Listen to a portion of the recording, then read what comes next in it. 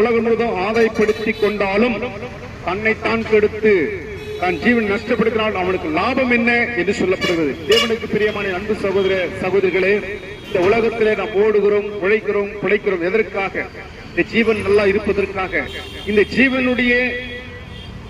ஜீவன் நல்ல ஒரு கிருபை தேவன் கொடுப்பதற்காக நாம் பிழைக்கிறோம். ஆனாலும் இந்த கர்த்தராகிய இயேசு கிறிஸ்துவுடைய ஜீவியத்தில் நாம் வாழும் பொழுது, கர்த்தருக்காக தன்னை நாம் அர்ப்பணித்து வாழும் பொழுது அவருடைய கிருபையை நாம் பெற்றுக் கொள்ளலாம். ஏனென்று சொன்னால் இயேசு கிறிஸ்துனுடைய ரத்தம் தான் சகல பாவங்களை நீக்கும் என்று சொல்லப்படுகிறது. இயேசு ரத்தம் சகல பாவங்களை மாத்திரமல்ல, சர்வலோகத்தின் பாவங்களை நீக்கக்கூடிய வல்லம் பெற்றது என்று பார்க்கிறோம்.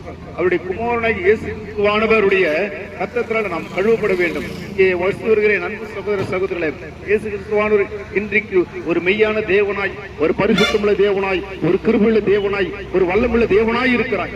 நீங்கள் ஏற்றுக்கொள்ளும் பொழுது உங்கள் வாழ்க்கையில் ஒரு சந்தோஷம் வரும், உங்கள் வாழ்க்கையில் ஒரு சமாதானம் வரும். உங்களுக்கு நல்ல ஒரு ரட்சிப்பை இந்த தேவனாய் கர்த்தர் கொடுத்து அவர் உதவி செய்கிறவராய் இருக்கிறார். கர்த்தருடைய மகிமையை நீங்கள் தெரிந்து கொள்ள வேண்டும் என்று சொன்னால், கர்த்தருடைய மகிமையை நீங்கள் அறிந்து கொள்ள வேண்டும். இயேசுவே பாவியாக என்மேல் ஆயிரும், பாவியாக என்மேல் அன்று அந்த ரட்சிப்பை தார் சொல்வீர்களானால் ரட்சிப்பை கர்த்தர் கொடுத்து உதவி செய்கிறார். பெருமாள் ஏதும் சொல்லுகிறது, கிறிஸ்துவானவர் வேத வாக்கியங்கள் நமது பாவங்களுக்காக மரித்து வேத வாக்கியங்கள் நமக்காக அடக்கப்பட்டு வேத வாக்கியம் 3ஆம் நாள் உயிரோடு இருந்தார்.